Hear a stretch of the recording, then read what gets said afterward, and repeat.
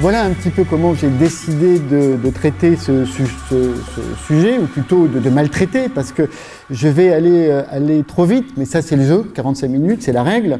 Et je vais sans doute aussi venir un peu bousculer tous les discours actuels sur les jeunes. Alors, mon objectif aujourd'hui, il est double. À la fois réfuter certaines idées fausses sur la jeunesse, toutes ces idées qui nous empêchent de penser un petit peu les jeunes comme des acteurs possibles dans le cadre de la prévention et comme des co-constructeurs de projets. Et j'essaierai ensuite d'interroger un petit peu le sens de la fête, le besoin et la recherche de l'ivresse et le sens de l'excès. Alors toujours avec le même postulat, que les jeunes doivent être pensés comme des acteurs de prévention et que, en tout cas, la fête est un élément essentiel de la construction identitaire et par là même promotrice de santé parce qu'elle est source de bien-être. Voilà, c'est un peu l'objectif de cette matinée.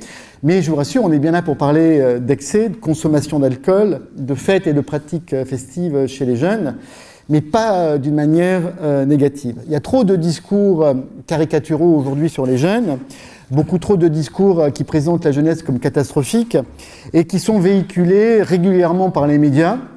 Et malgré ce que l'on peut dire, sur la grande majorité des jeunes aujourd'hui, ils déclarent aller bien, voire très bien. Presque 8 jeunes sur 10 disent qu'ils vont bien. Vous voyez que les données sur le bien-être actuel témoignent justement de cet état de santé et de bien-être, et c'est plutôt une bonne nouvelle. Mais les excès persistent, les pratiques à risque augmentent, tout comme l'inquiétude d'ailleurs des adultes et des professionnels de la jeunesse qui sont confrontés à ces pratiques. Alors, on va plutôt essayer de comprendre la logique de ces abus, car il y a une logique plutôt que de crier au loup. Donc vous voyez, une logique en tout cas qui s'inscrit tout naturellement dans le monde actuel, dans le monde d'aujourd'hui, qui est un monde avide de jouissance, de consommation, et on pourrait presque dire, vous voyez, de jouissance dans la consommation. Et si on veut comprendre un peu les pratiques festives actuelles, il faut réinscrire le jeune dans ces pratiques de consommation. Parce que parler justement des prises de risque,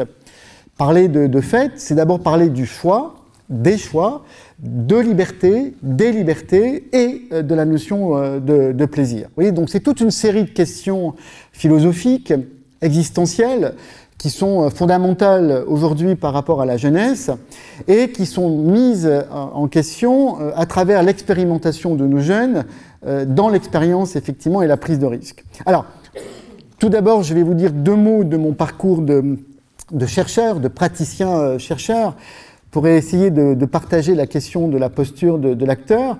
Donc ça fait presque 15 ans maintenant que je travaille sur les pratiques festives, sur les pratiques juvéniles, les espaces de sociabilité, que ce soit effectivement les lycées, que ce soit aussi les concerts, que ce soit dans les festivals, en tout cas dans les lieux où ils se trouvent. Vous voyez, et il y a peu de chercheurs aujourd'hui qui s'intéressent à la question de la jeunesse en travaillant aussi dans les lieux où ils se trouvent. Ça permet de décrire les contraintes à la fois sociales qui prennent un petit peu position dans ces espaces, et on en parlera effectivement tout à l'heure, parce que pour faire la fête, il faut aussi des espaces, il faut aussi des lieux. Donc, je m'intéresse à la question de la jeunesse à travers les pratiques un peu récréatives et festives, et c'est vrai que ces dernières années, j'ai essentiellement travaillé sur la consommation d'alcool excessive chez les jeunes de 16 à 21 ans. Ça peut être plus jeune et ça peut être évidemment un peu plus que 21 ans. En tout cas, c'est le gros du public qui questionne aujourd'hui la majorité des adultes. J'essaye de pratiquer ce qu'on appelle une micro-sociologie, c'est-à-dire une sociologie du quotidien, du banal, du routinier. Vous voyez, toutes ces activités qui forment un petit peu le social et qui, disons-le, n'intéressent pas beaucoup, effectivement, de personnes ou de chercheurs qui préfèrent des questions un peu plus nobles, en tout cas plus dramatiques. La drogue, le binge drinking, oui, tout le monde parle du binge drinking, mais on ne sait pas comment le définir et on ne sait pas bien non plus ce que c'est. Ouais, on parle de la violence des jeunes, on parle effectivement des troubles alimentaires, des dépressions, etc. Mais donc, je vais vous donner 2 exemples aussi très précis. Il y a quelque temps, j'étais invité à à une émission de radio sur France Inter, justement pour parler de cette alcoolisation un peu excessive chez les jeunes. Et donc le titre de l'émission s'appelait l'alcool chez les jeunes, un mal endémique. Ça veut dire un mal constant. Vous voyez, donc bon, le titre faisait un peu sérieux comme émission, donc j'avais accepté et j'avais donné mon accord, mais je suis quand même allé voir un petit peu sur le site, voir un petit peu comment les jeunes étaient présentés. Et là, évidemment, la photo du site, c'était un jeune assis par terre. Alors autour de lui, il y avait une dizaine de canettes de bière et de bouteilles renversées. Il était tout seul, la tête repliée effectivement sur les jambes. Vous voyez, sauf que lorsqu'on parle effectivement de la fête, c'est pas ça. La fête, c'est un ensemble, c'est un commun, c'est du collectif. Vous voyez, et on peut très bien faire la fête tout en allant bien. Vous voyez, donc l'image du mal-être associée effectivement à la prise de consommation d'alcool, c'est pas tout à fait ça. Vous voyez, les images dramatiques liées à l'alcoolisation font des dégâts parce qu'il y a les représentations, ça donne aussi naissance à des pratiques, vous voyez, à des pratiques de prévention et à des pratiques aussi répressives, notamment dans le cadre des centres-villes, lorsqu'on interdit et lorsqu'on ferme aussi des lieux pour faire la fête. Vous voyez, donc le problème à la fois, c'est comment parler de ce problème de façon normale, banal, sans dramatiser un phénomène qui n'a pas besoin de l'être, mais non plus sans le banaliser, pour qu'il fasse sens. Vous voyez, et à travers, en tout cas, mes enquêtes, qui sont effectivement... en tout cas, j'ai toujours des enquêtes en cours sur les pratiques festives, j'essaie toujours de comprendre pourquoi les jeunes font ce qu'ils font, et d'en explorer le sens à travers ce qu'ils m'en disent. Vous voyez, ça aussi, c'est une posture. Si on veut comprendre pourquoi les jeunes ont besoin de passer par la fête et besoin de passer par l'ivresse, eh bien, la meilleure façon d'avoir des réponses, c'est effectivement de leur demander de s'exprimer et de leur donner la parole sur ce sujet. Parce que les jeunes sont en capacité de donner du sens à ces actions, même si pour nous adultes, elles nous paraissent complètement irrationnelles. Vous voyez, le jeune, c'est un acteur qui interagit avec d'autres acteurs. Et j'essaye aussi, vous voyez, de comprendre un petit peu le cadre de leur pratique, leur environnement, et ça me permet de le re-socialiser, c'est-à-dire de le réinscrire effectivement dans du social, dans une société, et j'allais dire... parce que je trouve que les jeunes aujourd'hui et les adolescents sont beaucoup trop inscrits dans le versant psychologique, voire effectivement sanitaire. Vous voyez, le jeune, l'adolescent, c'est encore trop dans la culture psy et médicale. Vous voyez, le jeune aujourd'hui, il est pris dans ce monde social. Certes, il est sujet, mais il est aussi acteur, et notamment objet aussi de l'univers du marketing. Et c'est vrai aussi que si on veut comprendre ces pratiques festives, eh bien, voilà, il faut comprendre le rapport au monde aujourd'hui lié à cet objet lié au marketing. Et si on veut comprendre la prise de risque, l'alcoolisation massive, eh bien, il faut commencer par décrypter un petit peu le jeu des alcooliers et du marketing commercial. Alors c'est pour ça que mon premier point concernera le contexte sociétal et culturel qui nous pousse à consommer, vous voyez, parce qu'on est bien dans une société addictogène, comme nous le rappelle Jean-Pierre Coutéron, qui est le président de la société des addictions. Alors, vous voyez, les abus chez les jeunes n'ont pas une cause unique, vous voyez, et en tout cas, pas forcément le mal-être. Vous voyez, l'abus d'alcool, par exemple, c'est aussi lié au laisser-aller du monde des adultes. On est dans une ambiguïté totale par rapport effectivement à la jeunesse. Vous voyez, à la fois dans les médias, il y a la diabolisation et la présentation d'un tableau catastrophique de la jeunesse qui boit, et on est aussi de la même manière dans la valorisation de l'alcool. Vous voyez, on nous sert toute une série de clichés sur l'alcool et les jeunes, sans aucune nuance, sans remise en cause et sans parler du contexte sociétal et culturel. Personne ne parle de la pression commerciale. Personne ne parle aujourd'hui de la pression publicitaire. Oui, moi je suis très surpris aujourd'hui. Vous voyez, hier j'ai fait un peu de route, je suis arrivé à Angers, je suis très étonné que malgré l'interdiction de la publicité, les murs sont recouverts effectivement de la publicité pour la vodka, pour du champagne, et à la radio, c'est pareil. Vous voyez, dans la radio, j'ai écouté hier une dizaine de fois un message publicitaire vantant la vente d'alcool, rappelant évidemment qu'il fallait consommer avec modération, mais par contre que comme c'était effectivement des prix, on pouvait acheter sans modération. Vous voyez, donc déjà les messages des publicitaires, ils sont très très très forts. Vous voyez, ils rappellent, parce que la loi les oblige, de la consommation avec modération, mais n'empêche que le message, c'est qu'on peut acheter sans modération de l'alcool. Et j'aimerais bien effectivement que vous puissiez m'expliquer pourquoi acheter de l'alcool sans modération si ce n'est pas pour le consommer. Vous voyez, et c'est très intéressant de se pencher aujourd'hui sur les stratégies commerciales. Vous voyez, parce que si la consommation d'alcool a globalement diminué dans la population depuis les années 80, eh bien, évidemment, pour conserver leur part de marché, eh bien, les producteurs d'alcool se sont mis en quête de nouveaux publics, oui, notamment les jeunes et les femmes. Et ça marche très bien, puisqu'aujourd'hui, évidemment, la consommation d'alcool chez les jeunes filles a pratiquement rattrapé la consommation d'alcool chez les garçons. Vous voyez, et on voit tout à fait qu'aujourd'hui, le problème, effectivement, c'est les jeunes. Vous voyez, donc, certaines études montrent très clairement une volonté de féminiser et de rajeunir les consommateurs. Vous voyez, là, on va sortir bientôt plein de bières, effectivement, extrêmement sucrées, parce que les jeunes étaient en train de moins consommer de bière, parce que la bière avait un goût un peu amer, vous voyez. Donc les nouveaux jeunes, évidemment, demain et après-demain, vont avoir des bières très sucrées. Vous voyez, donc là, là où les préventeurs font un pas en avant, les alcooliers ont pratiquement 10 pas en avant. Et lorsqu'effectivement la prévention dépense 1 €, les alcooliers en dépensent 15 pour faire vendre effectivement de l'alcool. Vous voyez, ce qui fait qu'il y a une nouvelle gamme effectivement de produits, nouvelle forme de communication, et il y a une véritable culture de la surconsommation. Vous voyez, donc moi je suis toujours étonné qu'on puisse s'étonner de reprocher aux jeunes leur consommation d'alcool, alors que tout les pousse à cette hyper-consommation. Vous voyez, donc on est vraiment dans cette culture juvénile de la surconsommation, de l'hyperconsommation. Il y a des nouveaux produits qui sont plus sucrés, qui se veulent brancher. On parle d'aventure, on parle d'imaginaire, on mobilise effectivement de nombreux symboles, on joue aussi sur la provocation. Le contenu est réduit pour limiter le prix et inciter le jeune à acheter. Les marques surfent d'une manière extrêmement pertinente sur les aspirations de la jeunesse.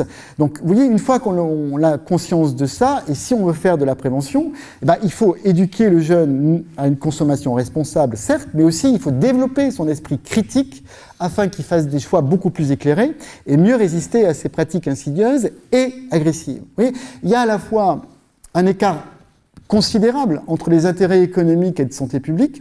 Il y a l'État qui dénonce mollement les abus du secteur ou des consommateurs, se plaint des dépenses ou de sécurité qui en découlent, et de l'autre, il perçoit des taxes effectivement liées à l'alcool. Il défend aussi l'alcool parce que c'est un produit national et on a raison d'en être fier, vous voyez, et il laisse le contrôle total de l'éthique publicitaire aux mains des annonceurs et aux alcooliers. Les campagnes de prévention sont parfois payées par des alcooliers, Ricard par exemple, qui paye les flyers, vous voyez, dans les festivals. Tous les festivals en France d'ailleurs sont sponsorisés par des marques effectivement d'alcool, et de plus qu'il y a des campagnes effectivement telles que SAM, ou les capitaines de soirée, vous voyez, qui enferment la consommation massive d'alcool du côté des responsabilités individuelles, plutôt effectivement du champ des responsabilités collectives. Et donc ça entraîne un sentiment à la fois de culpabilité chez le consommateur, et on y reviendra peut-être aussi tout à l'heure dans notre conclusion. Oui, tout ça pour vous dire qu'à travers ces images, ces dysfonctionnements, on construit des représentations plutôt négatives, et dans laquelle la majorité des jeunes aujourd'hui ne se reconnaissent pas. Par contre, les alcooliers, eux, ont très très bien compris comment s'adresser aux jeunes en les mettant en situation d'acteur. Regardez un petit peu les derniers pubs d'alcool. Ricard, par exemple, un Ricard des rencontres, simple, efficace, pertinent. Et les jeunes sont extrêmement sensibles à la manière dont on peut s'adresser à eux. Vous voyez, ou alors, si je change effectivement d'axe de réflexion, vous voyez, Nike, par exemple, juste do it. Vous voyez, c'est génial, effectivement, comme message pour les jeunes. Vas-y, fonce. Vous voyez, donc les messages publicitaires sont extrêmement bien pensés. Vous voyez, et il y a, alors, vous voyez, l'autocontrôle qui sont prônés par les alcooliers, eh ben, c'est dérisoire. Oui, c'est dérisoirement insuffisant. Oui, il n'y a pas de responsabilité politique pour contraindre les alcooliers et les publicitaires à plus de modération. Il n'y a pas d'injonction non plus pour que les élus soutiennent mieux les démarches éducatives, préventives et de promotion de santé, celles qui redonnent confiance en tout cas et stimulent les compétences des jeunes, des parents et des éducateurs. Alors vous voyez, reconnaissons-le, nos jeunes ne sont que le fruit de notre éducation libérale, d'un environnement multiculturel et d'une société fondée sur la technologie, l'économie marchande et le marketing qui imposent ces codes aujourd'hui à toute la société. Donc oui, donc bienvenue aux jeunes, à ceux qui se définissent par 4 adjectifs, vous voyez, interconnectés, inventifs, individualistes, impatients. Vous voyez, donc on a nos jeunes effectivement qui sont beaucoup plus aussi, qui résistent beaucoup plus facilement à la frustration, qui sont stimulés en permanence et qui recherchent effectivement dans les produits psychoactifs le maintien de cette stimulation. Oui, et donc si j'insiste aussi lourdement sur ces points, c'est que je voudrais vous faire comprendre qu'il existe des structures qui pèsent sur nos jeunes et sur nos adolescents, des cadres sociaux, qui déterminent une bonne part de leur comportement et de leurs pratiques. Oui, on pourrait presque même aller plus loin. On pourrait dire que s'ils s'inscrivent autant dans les prises de risque aujourd'hui, c'est parce que l'environnement crée l'usage, que l'environnement crée des normes de comportement auxquelles il faut se plier pour être reconnu comme un adolescent à part entière ou comme un jeune à part entière. Vous voyez, ce que je disais effectivement tout à l'heure en aparté, c'est qu'aujourd'hui les adolescents rentrent dans l'univers adolescent par la possession d'objets, vous voyez, généralement de marques, qui permet d'appartenir à un groupe et donc d'être reconnu à part entière, soit comme un jeune, soit comme un adolescent. Vous voyez, donc il est illusoire de croire que les problèmes d'alcool à l'adolescence ne résultent que de facteurs personnels, psychiques, héréditaires ou relationnels. Vous voyez, le contexte social aujourd'hui est prépondérant et détermine une consommation excessive. Il ne faut pas négliger la responsabilité des alcooliers, des marchands d'alcool, qui est énorme, dans les dérives auxquelles on assiste aujourd'hui, voyez, auprès des jeunes consommateurs. Vous voyez, généralement, ils sont toujours présents dans les conférences. Vous voyez, donc je ne sais pas s'il y en a aujourd'hui, mais généralement, dans les conférences que je fais, il y a toujours ensuite un représentant d'Henken, vous voyez, ou du groupe Ricard, vous voyez, dans le public, et qui vient nous trouver en disant, là, vous avez été un peu violent, mais nous aussi, on fait de la prévention, nous aussi, on a une éthique. Vous voyez, donc je ne sais pas s'il y en a aujourd'hui, on verra ça tout à l'heure. Vous voyez, mais en tout cas, moi, j'ai toujours effectivement remarqué qu'il y a un certain cynisme des alcooliers. Vous voyez, parce que le plaisir, la jouissance aujourd'hui est toujours présenté sans frein. Le seul frein aujourd'hui, c'est l'argent, le pouvoir d'achat ou la limite effectivement du corps. Vous voyez, tout nous pousse à consommer. Il y a une publicité infatigable qui arrive à travers les médias, jusque dans notre intimité, voilà, pour arriver à nous faire consommer plus. Oui, et c'est pour ça que des fois la prévention se trompe un peu de cible lorsqu'elle stigmatise ou diabolise le produit, même si effectivement la prévention sort maintenant un petit peu de cette diabolisation du produit, mais que ça soit d'ailleurs pour une paire de chaussures Nike par exemple, ou l'alcool, ou le Nutella, ou les frites. Parce que si vous regardez un petit peu encore la manière dont c'est présenté, vous savez, je quitte l'alcool et les produits psychoactifs, à la télévision à 4h30, 5h, là où les enfants sont devant la télé, eh bien c'est là où vous avez toutes les publicités pour les sucreries, les bonbons, les gâteaux, avec une petite phrase qui passe effectivement très peu voyante, qu'il vaut mieux consommer 5 fruits et 5 légumes. Mais comment voulez-vous manger 5 fruits et 5 légumes lorsqu'on vous vante le chocolat, les biscuits et le Nutella? Vous voyez, donc vous voyez, c'est pour ça effectivement que c'est difficile de résister à la tentation lorsque ces produits sont aussi accessibles, disponibles et qu'on nous pousse effectivement à les consommer. Vous voyez, donc d'où l'importance d'inscrire le jeune dans ce monde qui l'entoure, dans une société, notre société d'adultes, totalement paradoxale à leur rencontre. Vous voyez, c'est la même chose encore avec 2 exemples sur la vente d'alcool. On interdit la vente d'alcool aux mineurs tout en fabriquant des produits que pour eux. La vodka, la limonade ou tous les prémix. Vous voyez, regardez dans les grandes surfaces le nombre de mètres linéaires consacrés au prémix. Vous voyez, donc là aussi, vous voyez, on n'a jamais fabriqué autant de produits pour les adolescents, vous voyez, tout en interdisant de les acheter. Oui. Donc là aussi, vous voyez, on est dans quelque chose effectivement aussi d'extrêmement paradoxal concernant effectivement notre publicité. Oui, donc voilà. Donc je terminerai effectivement mon premier axe sur le poids des structures sociales et je voudrais rentrer maintenant dans mon deuxième point. Pourquoi la fête? Pourquoi effectivement les jeunes sont dans cette recherche permanente de fête? Qu'est-elle vraiment? Alors là aussi, cette question elle est extrêmement pertinente.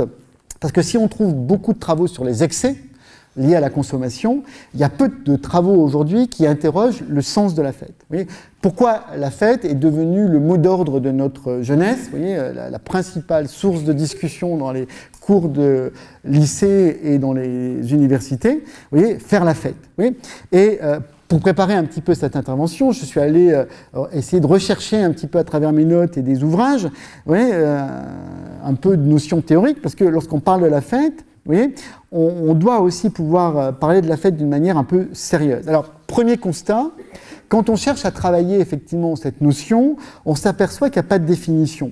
On ne trouve personne qui dit clairement ce qu'est une fête. Il manque une sorte d'unité à la définition de la fête, surtout que les auteurs n'abordent pas la question de son sens. Mais, vous voyez, par contre, si je vais chercher chez Durkheim, par exemple, oui, je suis allé chercher loin quand même, là j'ai 2 minutes de théorie. Durkheim, lui, il en parle effectivement dans son étude sur la religion, et il montre, en tout cas, il insiste sur le caractère collectif de la fête. Oui. Et le besoin des individus, en tout cas, de se mettre en dehors et au-dessus de la morale ordinaire. Donc ça sert à ça aussi, la fête. Vous voyez, c'est faire du collectif, faire du commun et se mettre en dehors des règles et des normes du social. Vous voyez, un autre auteur, Kellois aussi, qui montre que la fête est un moment d'exception. C'est un excès permis. J'aime bien ce terme et cette définition. Un excès permis, et c'est un moment où on devient effectivement un héros, le héros effectivement de cette fête, vous voyez, et l'excès est nécessaire à la fête. Il n'y a pas de fête sans excès. Vous voyez, et si vous allez chercher effectivement dans la littérature, vous voyez, chez Zola par exemple, l'Assommoir, relisez le moment de la fête autour de Lois, vous voyez, ou même dans ce milieu extrêmement populaire de la fin du 19e, on dépense en quelques heures le fruit une épargne d'une année. Oui, autour effectivement d'alcool, de vin et de loi. Oui, il n'y a pas de fête sans excès. Oui, et donc, c'est vrai que la fête, elle se manifeste par des pratiques orgiaques, des dépenses somptuaires et des gaspillages de nourriture et de boissons. Mais, vous voyez, ces excès ne doivent pas du tout être considérés comme accessoires. Ils sont nécessaires au succès de la fête. Oui, c'est un moment de suspension de l'ordre et de l'ordre du monde. Oui, alors, il y a Duvigneau aussi qui a travaillé la question de la fête. Oui, il s'est intéressé de très près à ce phénomène-là, à travers 2 ouvrages. Vous voyez, et il nous montre que la fête, c'est un moment asocial, un moment à côté, justement, du normal et de la vie sociale. Vous voyez, et c'est pour ça que pour lui, ni l'anthropologie, ni la philosophie, ni la sociologie peuvent expliquer ce phénomène-là. Vous voyez, pour lui, la fête, dans son aspect explosif, arrache le social au social. Vous voyez, elle est l'antisociale et se caractérise surtout dans les périodes anomiques, c'est-à-dire où les normes, effectivement, deviennent moins cadrantes. Vous voyez, où les normes et les règles perdent de leur importance. Et aujourd'hui, on voit bien comment, dans notre société, vous voyez, toutes ces normes et toutes ces règles, effectivement, en termes de famille, d'institutions et du monde scolaire, perdent effectivement de leur sens, ce qui expliquerait en partie pourquoi la fête est devenue aussi importante pour nos jeunes. Maffesoli aussi a travaillé la question de la fête. Et là aussi, ce qui est intéressant chez Maffesoli, c'est encore une fois de plus l'idée du collectif. Vous voyez, il montre que dans la fête, il y a un moment de cohésion sociale. Oui, donc c'est pas non plus la transgression et le dérèglement. Il y a de la cohésion dans la fête. Il y a toujours du commun, du collectif. On est dans l'être ensemble. Et la fête, c'est un moment où, justement, on vient tester la manière d'être ensemble. C'est une pratique collective. On ne fait pas la fête tout seul. C'est impossible. Et c'est pour ça que la fête, c'est un moment caractéristique de notre jeunesse, vous voyez, parce qu'on est dans l'imaginaire, on est dans la transgression, mais on est aussi dans la cohésion. Vous voyez, c'est un moment éphémère. Et c'est très important, ce moment effectivement éphémère. Vous voyez, et on est à la fois dans le plaisir individuel, mais pour retrouver du collectif. Oui, plaisir singulier, individualiste, égoïste même, vous voyez, qui sont aussi des caractéristiques de notre jeunesse, mais qui se vit, ce moment se vit en commun, dans une communauté rassemblée de manière éphémère, autour de la fête et dans l'ivresse. Vous voyez, donc, et ce que l'on sait aussi grâce à ces auteurs, c'est que la fête nous est nécessaire. Elle est vitale, parce qu'elle a un moment de rupture dans notre quotidien. Elle nous récompense des efforts, certes, elle nous soulage aussi des contraintes, et il n'y a pas de société humaine qui ne fasse la fête de temps en temps. Il n'y a pas de fête sans une forme ou l'autre d'ivresse, que ce soit par l'alcool, que ce soit par d'autres produits psychoactifs, celle de la danse ou de la transe, par exemple. Oui. Alors, pour terminer effectivement sur cette notion, je voudrais aussi souligner l'importance et l'interaction entre l'espace, le lieu et la fête. Vous voyez, l'espace festif est une variable à part entière. La fête a toujours eu besoin d'espace pour se dérouler, d'où aujourd'hui tous les débats sur la transgression, les débordements festifs dans l'espace public. Et ne pas traiter la question de l'espace, pourtant c'est une question essentielle. Vous voyez, la question de faire vivre les gens ensemble, la question de l'accompagnement dans l'espace festif, et ben pour cela il faut aussi revenir à la question urbaine. Comment la ville intègre la question de la fête? Oui, la fête doit trouver, dans son espace urbain, les moyens de s'organiser. Et c'est toujours la question du lien. Comment faire du lien comment permettre l'être ensemble? Et c'est aussi la question de la régulation. Oui. Qu'est-ce qu'on fait des étudiants qui envahissent les centres-villes le jeudi soir? Comment se positionner? Aujourd'hui, les débats portent sur le contrôle, la régulation de la fête, sécurité, ordre, alors qu'une fête trop contrôlée, trop sécurisée, c'est prendre le risque que ça ne marche pas, que ça ne fonctionne pas, que les jeunes cherchent à échapper à ces mouvements de contrôle par le repli dans la sphère privée, ce qui serait dramatique. Oui, ce qu'on voit tout à fait aujourd'hui. Il y a des jeunes qui louent des espaces privés en dehors de tous les regards d'adultes, sans l'accès aux préventeurs, sans l'accès aux politiques de prévention. Oui, le risque effectivement de contrôler, de fermer et d'interdire, ça génère effectivement d'autres comportements qui sont beaucoup plus dangereux. Vous voyez, parce que tant qu'ils sont dans l'espace public, ils sont accessibles aux acteurs de prévention. Tant qu'ils seront enfermés dans des salles, dans des appartements, comme ça se passe trop souvent, là, effectivement, les prises de risques sont beaucoup plus importantes. Vous voyez, et en plus, on n'est plus dans le commun, on n'est plus le partage, effectivement, de l'espace. Ce qui était très intéressant dans les apéritifs géants, il y a quelques années, avant qu'ils disparaissent, c'était effectivement ce vivre ensemble, c'était cette cohésion, c'était l'intergénérationnel, en tout cas en début de soirée. Vous voyez, là aussi, dans le festif, il y a un rythme entre le début, le milieu et la fin de soirée. Vous voyez, la mise en danger aujourd'hui des jeunes, leur prise de risque, c'est une réponse à une société qui est devenue beaucoup trop sécuritaire. Vous voyez, et aujourd'hui, tout doit être rationnel, tout doit être ordonné. On ne laisse plus de la place au hasard. Vous voyez, on vit dans une société qui est dangereuse parce que passionnée de fausse sécurité. Oui, le risque zéro. Oui, on voudrait être dans une société où le risque n'existe pas.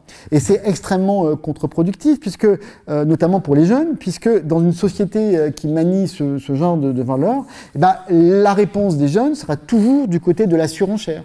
Plus ça sera interdit, plus on sera dans la transgression. Et si on veut éliminer tous les risques, tout interdire, tout fermer, tout contrôler les émotions, contrôler le corps, il n'y a plus d'adolescence. Oui. Et dans ce cas-là, s'il n'y a plus d'adolescence, les psychiatres nous le rappellent aussi qu'un adulte qui aurait traversé sa vie sans avoir vécu d'adolescence, c'est beaucoup plus dangereux, comme nous le rappellent effectivement les psychiatres. Aujourd'hui, un adolescent doit pouvoir expérimenter et apprendre par l'expérimentation. Quand je dis ça, c'est une prise de risque. Oui, parce qu'on voudrait justement interdire l'expérimentation chez les adolescents. Mais c'est un impossible. Aujourd'hui, les adolescents se construisent par l'expérimentation. Ce qu'ils savent, ils le savent après avoir effectivement expérimenté.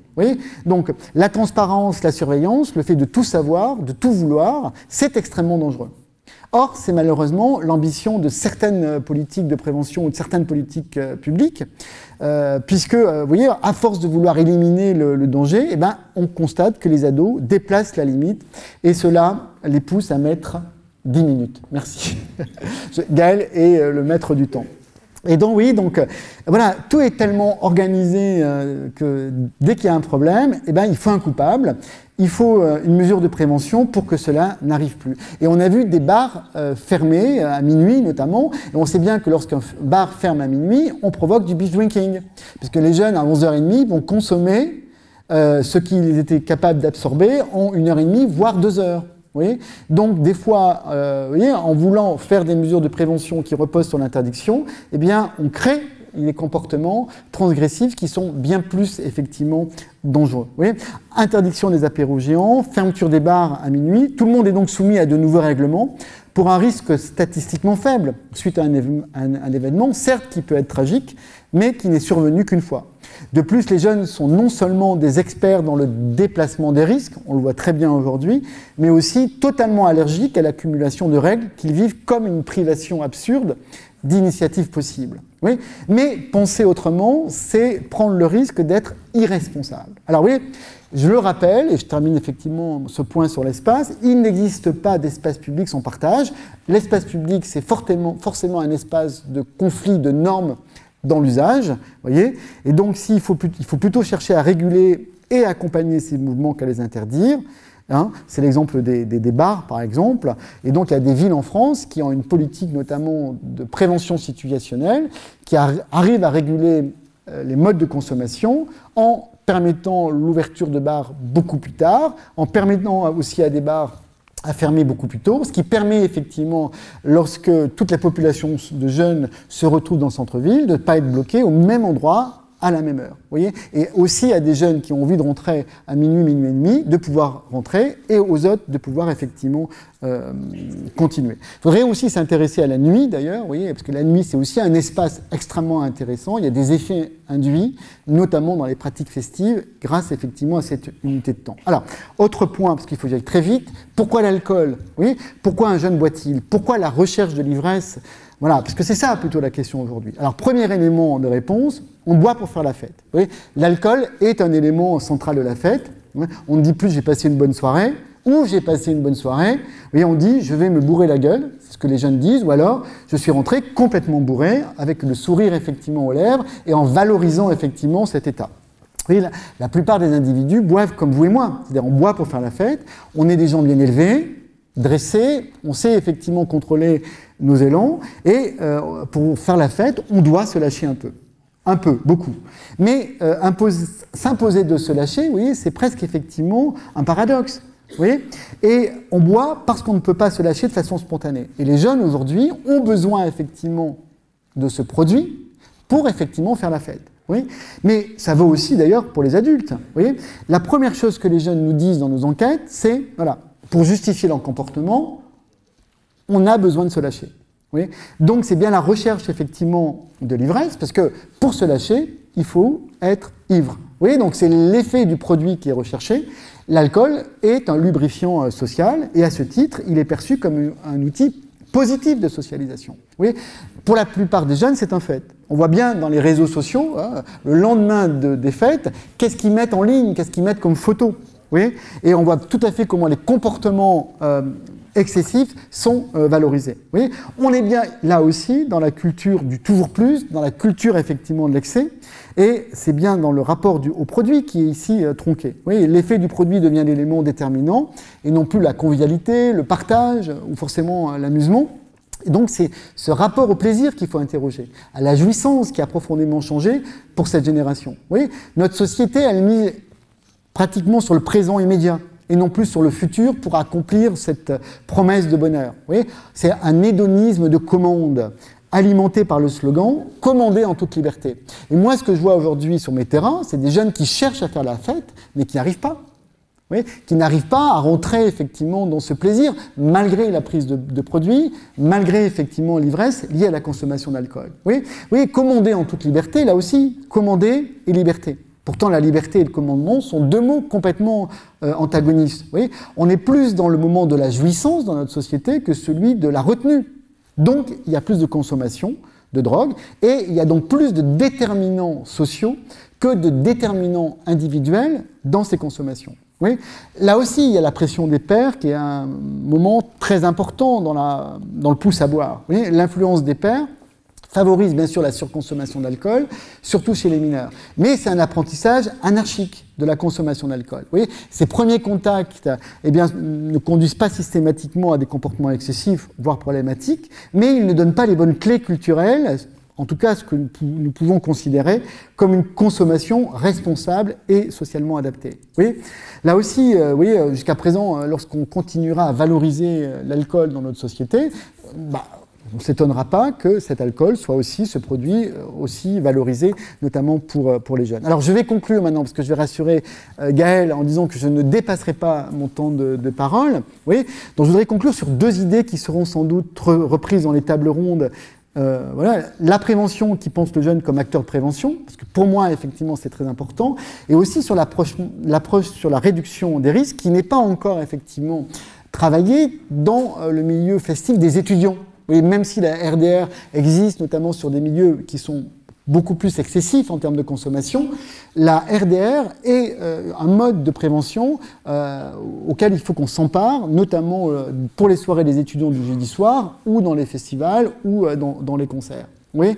Donc ces principes partent du fait que les jeunes ont des compétences, ont des acquis, des habiletés et des savoirs. Voilà. C'est un postulat. J'ai beau le répéter, Vous voyez, ce qui semble aller de soi, quand je vois effectivement ce qui se passe sur les terrains, ben, je m'étonne de l'absence toujours des programmes qui continuent à être construits sans justement la participation de ces jeunes à ces programmes de prévention. Et lorsqu'on souhaite mettre en place des pistes de prévention, vous voyez, que ce soit de sensibilisation ou de promotion de la santé, à mon avis, il est temps maintenant d'associer le jeune à toutes les étapes de construction du projet ou de l'intervention éducative. Oui. Alors évidemment, ça consiste à partir de ces représentations, à définir ensemble les objectifs et les actions et les messages à faire passer, le ton, les visuels, les actions de terrain. On peut expérimenter sur chaque secteur, vous voyez, et si ça rate, ça rate. Évidemment, c'est difficile de travailler avec des jeunes, pour des tas de raisons. Mais si ça rate, ça sera en tout cas moins grave que des opérations qui seront définitivement présentées comme des actions de prévention et qui de toute façon ne marcheront pas. Oui. Là aussi, alors, on passe effectivement sur le développement des compétences psychosociales des jeunes, sur les activités émancipatrices, faire appel à leur créativité, favoriser la co-construction de projets, vous voyez, et évidemment considérer aussi l'environnement socio-culturel du jeune et aussi associer notre réflexion sur l'espace public. Vous voyez. Quelle signification ça peut avoir, cette visibilité des jeunes affichés dans les espaces publics. Oui. Travailler avec les acteurs du public, du privé, faciliter la formation et les échanges de pratiques pour les intervenants, parce qu'on sait très bien qu'aujourd'hui les jeunes ne consomment pas les produits uniquement parce que ces produits sont disponibles, d'où la faiblesse des programmes axés sur la nécessité de savoir dire non ou d'abstinence. On sait aussi que les jeunes ne consomment pas les produits parce qu'ils sont mal informés, d'où la faiblesse des programmes axés uniquement sur la présentation des produits particuliers et de leur potentialité de toxicité. On sait que les jeunes ne consomment pas non plus les produits parce qu'ils ont des problèmes, d'où la faiblesse des programmes axés uniquement sur la perception des jeunes consommateurs comme des jeunes à problème. Oui. On sait aujourd'hui qu'un monde sans prise de produits n'existe pas. Et vouloir à tout prix maîtriser son comportement, c'est aussi une utopie. Donc, vous voyez, la réduction des risques devient une approche pragmatique de bon sens. Cette approche de RDR, elle pose le postulat que l'on ne doit pas juger le comportement de consommation en soi, mais qu'il faut explorer ensemble les pistes qui permettent de limiter les risques liés à ces consommations. Vous voyez, on n'est pas tous égaux devant ces risques. Vous voyez, donc la prévention pourrait se définir comme une relation d'accompagnement, c'est-à-dire de susciter, faciliter, encourager le choix libre et éclairé d'un comportement toujours à adapter. Voilà, je m'arrête parce que je vois Gaël qui me dit que je termine mes 45 minutes et je pense qu'on a un petit temps de débat avec la salle. Merci.